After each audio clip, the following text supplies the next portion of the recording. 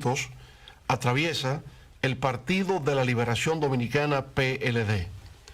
Hoy lo hago con gran pesar, y esto así en razón de que durante los últimos 46 años, el Partido de la Liberación Dominicana, el partido fundado por Juan Bosch, ha sido mi hogar político. Inicié mi participación en la política a través del Partido Revolucionario Dominicano, PRD, donde estuve organizado en un comité de base de la Zona B, en Villa Consuelo. Al mismo tiempo, en la Universidad Autónoma de Santo Domingo, UASD, donde ingresé en 1971, pasando a ser miembro del Frente Universitario Socialista Democrático FUST, apéndice estudiantil del Partido Blanco. Pero tan pronto se produjo la ruptura del PRD en noviembre de 1973, pasé inmediatamente a formar parte del PLD, así como de su núcleo universitario, la Fuerza Estudiantil de Liberación FEL. Eran los días de consignas como las de ser PLDista es ser un soldado valiente, consciente y disciplinado, de la creación de la Ciudad de la Alegría en la universidad y de la realización del Congreso Salvador Allende. A decir verdad, cuando miro hacia atrás, reconozco que el PLD ha sido clave en mi vida. Ahí empecé como miembro de un círculo de estudios, luego como miembro de un comité de base, posteriormente como activista en la línea noroeste y después de 12 años de militancia como miembro del Comité Central. Escribía para el periódico Vanguardia del Pueblo, donde era responsable de su sección internacional. Durante varios años fui director de la revista política Teoría y Acción. En adición, llegué a desempeñar los cargos de secretario de prensa y secretario de Asuntos Internacionales. Toda esa experiencia ha sido recogida en mis libros, Años de Formación y Años de Avance. En el PLD pude conocer y tratar a personas maravillosas, de vida pulcra y espíritu patriótico.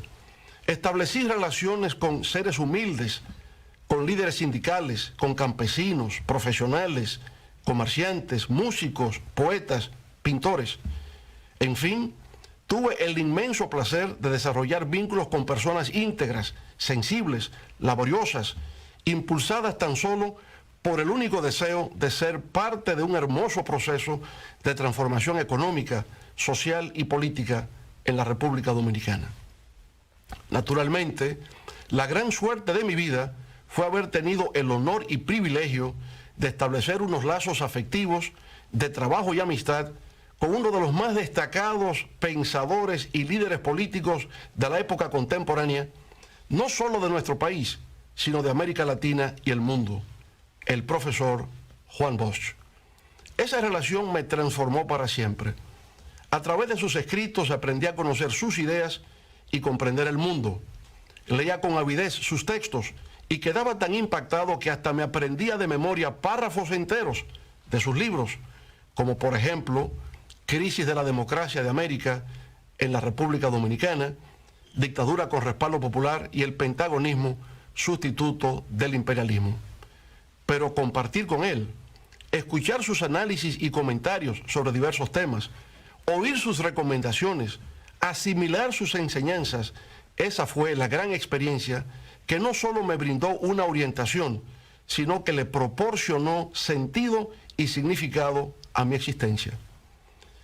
En las elecciones de 1994 fui candidato a la vicepresidencia en la boleta electoral que por última vez llevó el maestro Juan Bosch como aspirante a la presidencia de la República. Más rápido de lo previsto, 2 años más tarde, en 1996, ostentando la representación del Partido de la Liberación Dominicana, subía por vez primera las escalinatas del Palacio Nacional. Lo hacía con orgullo, con ilusión, porque comprendía que nuestra generación había encontrado la gran oportunidad histórica para introducir cambios trascendentales en la vida nacional. Así lo hicimos. Ese primer gobierno del PLD, de 1996 al 2000, fue para muchos un gobierno ejemplar. constituyó un nuevo capítulo en la historia nacional. No solo simbolizó un cambio generacional en la vida política del país, sino una transformación sustancial en la calidad de los servicios, la modernización y el progreso del pueblo dominicano. En algunos sectores se ha levantado la pregunta del por qué, si presuntamente ese gobierno fue tan bueno, no resultamos victoriosos en las elecciones presidenciales del año 2000. A eso también respondí en su momento diciendo, los que no saben por qué perdimos es porque nunca entendieron por qué ganamos. Con eso quería hacer referencia al hecho de que nuestro triunfo en las urnas en el 1996 no se debió a que como organización política tuviésemos una base electoral propia, sino a la circunstancia de que en la primera ronda electoral tuvimos una migración de votos reformistas a nuestro favor. Y en la segunda vuelta, el pleno respaldo del doctor Joaquín Balaguer y del Partido Reformista Social Cristiano. En la construcción de una base social propia de apoyo electoral, el PLD alcanzó su clímax en el 1986, cuando conquistamos el 18% de los votos. 4 años después, en 1990, cuando hasta ese momento obtuvimos nuestro mayor índice de desempeño electoral, alcanzamos cerca del 35% del respaldo popular. Pero ese 35% no era enteramente nuestro. Había un segmento importante de ese núcleo de electores que había migrado del PRD hacia nuestra organización con la intención de procurar un triunfo sobre el Partido Reformista Social Cristiano. En las elecciones siguientes de 1994 sufrimos el único descenso electoral luego de que en 1978, cuando solo conquistamos el 1% de la votación, empezamos a crecer en cada proceso electoral siguiente, alcanzando el 9% en 1982, el 18% en 1986 y a cerca del 35% en 1990, como acabamos de señalar. La gran conversión del PLD en la principal organización política del país, luego de que el profesor Bosch plantara su semilla, empezó realmente a tener lugar en ese gobierno de 1996-2000. En las elecciones presidenciales del año 2000, logramos alcanzar cerca del 25% de los votos. Hasta entonces, en toda la historia del PLD, nunca habíamos conquistado tal nivel de votación contando con nuestra propia base social de apoyo. Para el 2002, a pesar del llamado ciclón batatero, que le proporcionó al PRD el dominio de las cámaras legislativas y un gran número de alcaldes, lo cierto es que ese partido en tan solo 2 años descendió de un 49% de las votaciones a un 42%, mientras el PLD ascendió de un 25%, como acabamos de indicar, a un 33% de apoyo de los electores. Así pues, para el 2002 ya el Partido Morado representaba el 33% del electorado nacional. 2 años después, en 2004, con motivo de la devaluación del peso dominicano, la hiperinflación y el colapso del sistema financiero, generados durante el gobierno del PRD, retornamos al poder con casi el 58% de los votos bajo la consigna que repercutió por todos los confines de la República de "epa fuera que van". A partir de ese momento, el Partido de la Liberación Dominicana se transformó en la más exitosa organización política de la historia nacional. Desde entonces ha cosechado 6 triunfos electorales consecutivos, por encima del 50% en los niveles congresuales, municipales y presidenciales, todos, insisto, por encima del 50%. Si a eso se añade la primera victoria de 1996, entonces serían 7 de las 9 elecciones que se han celebrado en el país durante los últimos 23 años. Como me correspondió el honor de encabezar el primer triunfo del 1996 y desde el 2002 hasta la fecha he sido presidente del PLD, esto es, desde hace 17 años, puedo afirmar sin caer en ningún acto de inmodestia, que he estado en el corazón o en el centro de por lo menos 6 de esas 7 victorias. Distinguidos televidentes, a pesar de que dentro del PLD, como en cualquier organización política, siempre abundan los conflictos, los que actualmente afloran dentro de las filas del Partido Morado nada tienen que ver, por lo menos de mi parte, con un tema de egoísmo o lucha de poder, como a veces erróneamente se afirma a través de los medios de comunicación. Tienen que ver más bien con lo que considero son problemas de valores, principios, actitudes y comportamientos en la vida política. Y el primero de esos valores y principios se refiere a su vez a la Constitución de la República. Durante mi primer periodo de gobierno, el doctor Joaquín Balaguer, pensando de buena fe en el futuro del país, me propuso formalmente la realización de una reforma a nuestra Carta Magna con la finalidad de presentarme a una reelección presidencial en el año 2000 para un segundo periodo consecutivo. Agradecí en los mejores términos esa propuesta por parte de esa leyenda de la política nacional que es el doctor Balaguer, pero opté por declinarla, indicándole al viejo líder que en la historia de los pueblos de América Latina y de la República Dominicana, cada vez que un hecho así ocurre, genera fuertes tensiones políticas, dando origen a gobiernos dictatoriales.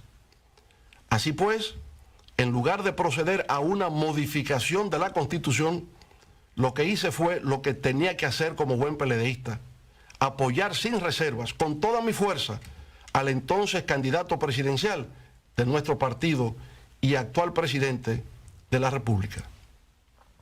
No tuvimos éxito, como hemos referido, pero fue por la circunstancia de no haber podido reproducir los factores que permitieron el acceso al poder en el 1996.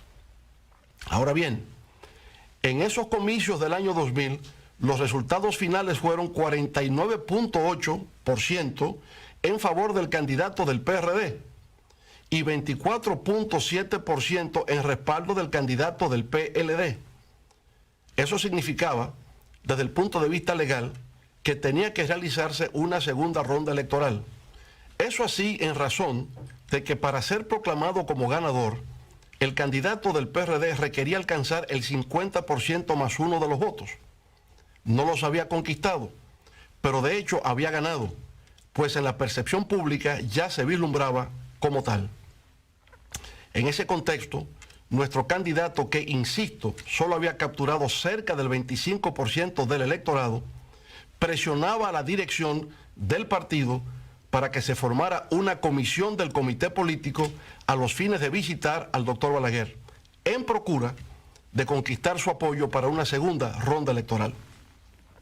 El anciano caudillo reformista, viendo la realidad del cuadro que se presentaba, desestimó la propuesta. No hubo segunda vuelta y el candidato del partido del Hacho fue finalmente proclamado como ganador. Lo que cabe observar aquí, sin embargo, como característica, es la obstinación frente a lo imposible del entonces candidato y hoy presidente de la República. Fue la primera vez que puso en evidencia ese rasgo conductual de no comprender los límites de las cosas, sino considerar que, por mera voluntad, todo es posible. Para el 2004 resultaba incontrovertible que yo sería el candidato, no solo del PLD, sino del país, para terciar en los comicios presidenciales de ese año, que ganamos en forma arrolladora. Al fin y al cabo, era el único referente viviente con experiencia para gerenciar el Estado, que entonces se encontraba sumergido en una grave situación de crisis. En el 2007, el actual presidente renunció a su cargo de secretario de Estado de la Presidencia para intentar obtener la candidatura presidencial por el PLD. Todas las encuestas de aquella época me presentaban como virtual ganador en las primarias del partido. Ninguna indicaba lo contrario. Era natural que así fuese. Después de nuestro retorno al poder, la crisis económica y social heredada del anterior gobierno se dio. Y aunque luchábamos con el impacto de la crisis financiera global y la del alza de los precios del petróleo y de los alimentos, precisamente en el 2007, todo indicaba que tenía la reelección asegurada. Además, en esa ocasión no tenía ningún impedimento constitucional. Mi antecesor la había modificado para su propio provecho político. Así, en esas condiciones, lo que normalmente se estila en el mundo democrático es que el gobernante de turno no es desafiado por ningún otro miembro de su partido, dejándole el paso libre hacia un segundo mandato consecutivo. No ocurrió así en el caso nuestro. El ex secretario de la presidencia nos desafió en la lucha por la nominación presidencial del PLD para las elecciones del 2008. De nuevo volvió a obstinarse y empecinarse con lo que resultaba una quimera imposible de alcanzar. Sucedió por consiguiente lo que tenía que suceder. Ganamos esas primarias de nuestro partido con un 70% a nuestro favor. El actual presidente, sin embargo, nunca reconoció nuestra victoria, nunca felicitó. Al revés, dijo que le había vencido el Estado. No participó en la campaña electoral, no se integró y el día de las votaciones, por si hubiese dudas, exhibió públicamente su voto para evidenciar que lo había hecho por su partido, el de la Liberación Dominicana. Supongamos ahora que hubiese ocurrido lo contrario, que el ex titular de la Secretaría de la Presidencia hubiese vencido en la contienda. En ese caso es evidente que habría humillado al presidente de la República, quien entonces no habría estado en condiciones de promover su candidatura al solio presidencial. De esa manera, por supuesto, nuestro candidato habría perdido, pero la obstinación frente a lo imposible ofuscó la claridad de pensamiento, conduciéndolo a una derrota inmerecida, la cual pudo haberse evitado. Algunos de los que hoy levantan sus voces de manera soberbia y altisonante dejaron entonces abandonado a su líder actual, se aferraron complacientemente al nuevo gobierno y dejaron que el candidato derrotado emprendiera solo su travesía por el desierto. Pasado ese proceso, el hoy presidente se incorporó de manera normal a los trabajos del comité político. Hay quienes me han señalado que cualquier otro adversario distinto a mí, luego de lo acontecido, había procurado eliminarlo como competidor, tal como se predica en el clásico texto de Robert Greene, Las 48 leyes del poder. Sin embargo, no es mi caso. No está en mi naturaleza ser así. Para hacerlo tendría entonces que renunciar a mi propia condición humana. En las elecciones congresuales y municipales del 2010, el Partido de la Liberación Dominicana llegó a la cima de su gloria. Obtuvo 31 senadores, decenas de diputados y una gran cantidad de alcaldes. La mayoría de esos legisladores electos me visitaron a Palacio para indicarme que estaban a mi disposición para realizar una reforma a la Constitución que me permitiese un tercer periodo consecutivo. Se recogieron 2 millones de firmas para persuadirme de la necesidad de continuar al mando. Se realizó una gran concentración en el Palacio de los Deportes a tales fines. En mi intervención, sin embargo, dejé claro, sin titubeo alguno, que endosaba esos 2 millones de firmas al partido, debido a que la Constitución de la República me impedía una nueva reelección. Se aproximaban las nuevas elecciones presidenciales del 2012. El actual presidente de la República no marcaba bien en las encuestas. La primera dama, Margarita, por el contrario, se encontraba en una posición de preferencia. En una de las decisiones más difíciles de mi vida, le solicité a ella, sin embargo, que abandonase su legítimo derecho a aspirar por la candidatura presidencial, dejándole así al presidente el camino despejado para la obtención de su candidatura a la primera magistratura del Estado. Si en aquel momento hubiese intentado imponer a la primera dama como candidata, sabía lo que ocurriría. El partido se habría dividido, habríamos perdido las elecciones y yo habría sido el responsable histórico de esa derrota. Luego, con 30 puntos por debajo en las encuestas frente a su antiguo rival del PRD en los comicios del 2000, le ayudamos con gran dedicación y empeño para que viera cristalizar su sueño de ver la bandera tricolor colocada sobre su pecho. Todo eso se hizo a cambio de nada. Nunca se solicitó un ministerio, una embajada o un consulado, nada. Se hizo porque así nos formamos los PLDistas auténticos. Al presidente, en su hora de penumbra, no se le empujó hacia el abismo. En los momentos en que por razones de méritos le correspondía la oportunidad, hicimos hasta lo indecible. En circunstancias en que su candidatura aún no concitaba suficiente respaldo, le servimos de apoyo. Esa ha sido siempre nuestra forma de pensar y proceder. Creo en valores y principios, creo en el respeto a la Constitución, en la preservación de la democracia como sistema político y en la consolidación de un Estado fundado en los criterios de legalidad y legitimidad. Pero de igual manera me inclino frente al sentido del honor, de la dignidad, del decoro, del respeto, de la decencia, de la cortesía, de la amistad, del mérito y, en fin, en la ética del intercambio de las relaciones humanas. Señoras y señores, al abandonar el gobierno en agosto del 2012, mi nivel de aprobación llegaba al 74%. Pero eso, que en principio debió servir de estímulo y aliciente, obró por el contrario en mi contra.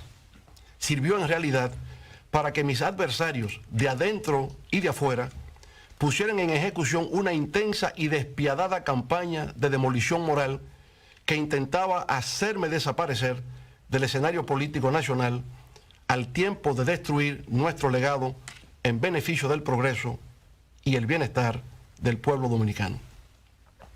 El gran dramaturgo irlandés Bernard Shaw, al referirse al destacado líder revolucionario soviético León Trotsky, solía decir que era tan fiero en el combate político que podía cortar la cabeza de su adversario y exhibirla en público sangrante, pero no se permitía tocar el carácter privado de su víctima. La despojaba de todo prestigio político, pero le dejaba su honor intacto. Aquí fue todo lo contrario. Se aplicó un plan de descrédito nacional e internacional a través del cual se lanzaron mentiras, falacias, insultos, inmundicias y groserías, todo destinado a hundir mi persona y desmoronar mi imagen. Con el tiempo empezó a verse claro que ese plan de descrédito en mi contra era parte de un proyecto político bien concebido, dirigido a perpetuarse en el poder. De ahí la reforma de la Constitución en el 2015, realizada con el único propósito de hacer viable la reelección presidencial. A pesar de mi oposición a dicha reforma y a pesar del diabólico plan de destrucción al que me he referido, con la finalidad de mantener la unidad del PLD y de que se ganasen de nuevo las elecciones del 2016, puse en segundo plano mis propios valores, creencias y forma de actuar. Acepté suscribir un acuerdo de 15 puntos firmado por todos los miembros del comité político. En esa ocasión, la obstinación frente a lo imposible funcionó debido a que se actuaba desde una lógica de poder y el criterio de que la fórmula de 2 periodos de ejercicio presidencial y nunca más debería ser la norma a tomar en consideración fue aceptada por distintos sectores. Pero ese acuerdo valió de poco a la hora de ejecutar medidas que constituían una obligación a cargo del grupo oficialista. Se incumplieron de manera atropellante varios de sus acápites, incluyendo recientemente el impedimento para que el compañero Demóstenes Martínez asumiera la presidencia de la Cámara de Diputados. Ese incumplimiento, claro está, fue la reacción airada, furiosa, frente al movimiento popular que se vio compelido a tomar las calles para frustrar una segunda reforma constitucional consecutiva, la cual ni siquiera Trujillo se atrevió a realizar para continuar un tercer mandato continuo. Bajo la consigna de que la Constitución no está en venta, distintos sectores de la sociedad dominicana, desde los más humildes, como los motoconchistas, hasta profesionales de diversas ramas, artistas, religiosos, sindicalistas y empresarios, levantaron su voz de protesta. Fueron días espléndidos e inolvidables de lucha, de batallar por una causa que al menos por un instante le devolvieron a la política un sentido de mística, de dignidad y de patriotismo. Luego han venido las elecciones primarias abiertas del PLD, celebradas el pasado 6 de octubre. esas elecciones constituyen una mancha y una vergüenza en la historia del Partido de la Liberación Dominicana. Se emplearon todas las maniobras malignas concebibles hasta llegar a convertirlas en lo que realmente son, el primer matadero electoral automatizado del siglo XXI. A pesar de haberse hecho uso en forma grosera de miles de millones de pesos, de alzarse con todo el peso institucional del Estado, de contar con el involucramiento activo de ministros, gobernadores, directores departamentales, alcaldes y militares, la fuerza del pueblo salió triunfante. La fuerza del pueblo venció al Estado, demostró que a pesar de todas las adversidades y vicisitudes, es hoy por sí misma una fuerza política respetable, con peso específico en la República Dominicana. Las fuerzas gubernamentales ni vencieron ni convencieron, y para intentar imponerse, sus miles de millones de pesos invertidos resultaron insuficientes, pues tuvieron que recurrir, en adición, a la realización de un fraude electoral. Ese fraude estuvo programado para entrar en funcionamiento desde las primeras informaciones transmitidas sobre el resultado de los cómputos, pero se aceleró e intensificó cuando con el 90% de las mesas computadas la tendencia nos proyectaba como ganador.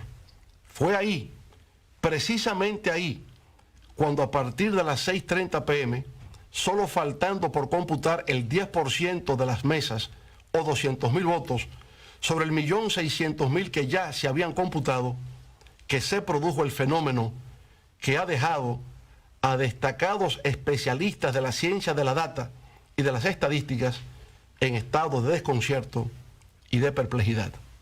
Nunca habían visto un hecho semejante. Aseguran que lo que se produjo fue por una de dos razones, por milagro o por fraude. Sostienen que lo acontecido en esa recta final de los cómputos fue algo inusual, que no parece responder a una causa natural. Esto último está dicho en lenguaje muy diplomático. En realidad, lo que se ha querido hacer significar es que lo ocurrido está más allá de la capacidad humana. Digámoslo claro, ni con el fraude que habían montado nos ganaban. A las 6:30 p.m. entraron en pánico, pisaron el acelerador y dejaron la huella del crimen. Manteniendo mesas abiertas hasta la 1:45 de la mañana del día siguiente a las votaciones, lograron que en las distantes provincias del sur votara el 70% de los electores, cuando el promedio nacional solo alcanzó el 25%. ¡Qué bárbaros! ¡Qué crimen contra el pueblo y la democracia! Ahora hemos solicitado que se haga una auditoría forense integral. Esa auditoría equivale a una especie de autopsia sobre el cadáver del fraude electoral automatizado. Exigimos que esa autopsia sea de verdad, siguiendo los estándares internacionales establecidos, que los médicos patólogos a intervenir en ese examen lo hagan en presencia de nuestros equipos técnicos y de nuestros asesores. La Junta Central Electoral no debe temer la realización de una auditoría forense, conforme a los requisitos que hemos solicitado. Nadie la ha acusado de haber causado ese fraude. Todo el mundo sabe que sus integrantes son personas íntegras y de respeto. Los causantes son otros. Por tanto, la Junta Central Electoral no pierde nada y sí ganaría mucho en autoridad y prestigio si deja que los hechos fluyan y permite que los médicos de patología informática hagan la disección al cadáver del fraude. Al hacerla, deberán cortar los tejidos y órganos en descomposición de todo el cuerpo, cabeza, tronco y extremidades, exhibir sus vísceras purulentas y establecer con precisión en el acta de defunción cuáles fueron las causas reales que provocaron la muerte por fraude del primer experimento fallido de voto automatizado en la República Dominicana. Negarle al pueblo dominicano ese derecho sería arrojar mayores sombras sobre un proceso ya de por sí enteramente desacreditado y deslegitimado. Así, pueblo dominicano, nada de lo que acabamos de narrar ha debido ocurrir. Si ha tenido lugar ha sido por la imprudencia, la tosudez y la creencia de que el poder no tiene límites. de que el poder es para usarse, de que se hace lo que conviene y de que el poder no se desafía. Pero allá en el fondo emerge una vez más como factor oculto la obstinación por hacer realidad lo que resulta imposible. En ese contexto, el gobierno se ha convertido en un ente rencoroso y vengativo. Es un gobierno que acosa, que silencia las voces que se le oponen, que presiona y que no se sonroja para atropellar. El equilibrio partidista en el PLD se resquebrajó. La facción grupal, ahora en forma de categoría de Estado, se instaló en el comité político a través de la creación de un cenáculo que para un partido de vanguardia recibió un nombre extraño e inapropiado, la OTAN. Ahí se ha creado una oligarquía de hierro, completamente desconectada de las estructuras del partido, que se reúne siempre con anticipación para llevar sus propuestas previamente acordadas al máximo organismo de dirección política. Esa oligarquía de hierro opera en forma de una casta, no tiene visión de partido en el sentido de ser una organización que integra y representa a todos sus miembros. Se comporta en forma autoritaria, aún en condiciones de absurdo e irracionalidad, actúa solo interesada en la defensa de sus intereses grupales. Su noción de lealtad es bastante singular, responde al poder de un decreto presidencial.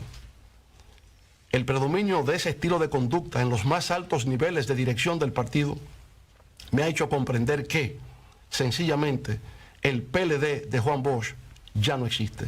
La estrella se ha eclipsado. Las bases del Partido de la Liberación Dominicana siempre estarán en mi corazón, en mis desvelos y consideración. De ahí provengo, ahí están mis orígenes políticos. Por tanto, la conozco en su capacidad de sacrificio, de dedicación y de amor al pueblo. Donde quiera que me encuentre, esas bases del PLD recibirán siempre mi apoyo, respeto y gratitud. A lo largo de 46 años, es largo el recorrido que he realizado dentro de las filas del Partido de la Liberación Dominicana. He sido un hombre afortunado, he aprendido, he luchado y me he confundido con el pueblo para ser parte de su historia. En la memoria quedarán amigos, compañeros y tal vez muchas anécdotas que contar. Ahora, con mucho pesar, ha llegado la hora de partir. Sobre la marcha, tal vez sin advertirlo a tiempo, nos diferenciamos. Hay quienes no podemos vivir en medio de la mentira, el engaño, la manipulación, la doblez, el irrespeto, la petulancia, el incumplimiento de la palabra empeñada, la simulación, la hipocresía y la desfachatez. Después de haber vivido los 46 años más fructíferos de mi vida, de considerarme un humilde discípulo de la Escuela de Pensamiento de Juan Bosch, presento de manera irrevocable formar renuncia a mi condición de presidente y miembro del Partido de la Liberación Dominicana. Ahora, guiado por el Espíritu Divino, me esperan otros caminos por transitar. En principio, la creación de un nuevo proyecto político, la fuerza del pueblo, que procurará conquistar por fuera lo que desde adentro nos fuera usurpado, la esperanza del pueblo dominicano por siempre construir un mejor futuro. La fuerza del pueblo será un proyecto de unidad nacional que va más allá de unas siglas para representar los anhelos de las grandes mayorías. Será un proyecto profundamente democrático que apueste por el cumplimiento de las reglas de juego, la transparencia y la participación dinámica de todos los sectores de la sociedad. Será además un proyecto renovador en las formas y en el fondo, un proyecto cercano y humano, en fin, un proyecto de futuro, integrado por hombres y mujeres, jóvenes y ancianos, capaz de devolver la esperanza y la confianza del pueblo dominicano en sus instituciones. En lo inmediato, con el apoyo recibido en las primarias abiertas el pasado 6 de octubre, continuaremos sumando a distintos sectores de la sociedad dominicana, deseosos de formar parte de una nueva organización política que abre sus puertas a la participación democrática. Estableceremos alianzas con otras organizaciones políticas, con la sociedad civil, con núcleos profesionales, con líderes sindicales y sociales, y de esa manera crearemos una fuerza de oposición tan potente que en poco tiempo contribuirá a reconfigurar el escenario político nacional. Con esa fuerza le haremos saber a los engreídos de Palacio que no se saldrán con la suya. que al pueblo se le respeta y que se preparen para escuchar por todos los confines del territorio la consigna de que para el 20 es para afuera que van. En estos momentos de emociones y sentimientos encontrados, por un capítulo de mi vida que termina y de otro que se inicia, me permito invocar las Sagradas Escrituras en el Salmo 23, que reza así: Jehová es mi pastor, nada me faltará. En lugares de dedicados pastos me hará descansar. Junto a aguas de reposo me pastoreará. Confortará mi alma. Me guiará por senderos de justicia, por amor de su nombre. Aunque ande en valle de sombra de muerte, no temeré mal alguno, porque tú estarás conmigo. Amén. Muchas gracias. Buenas noches.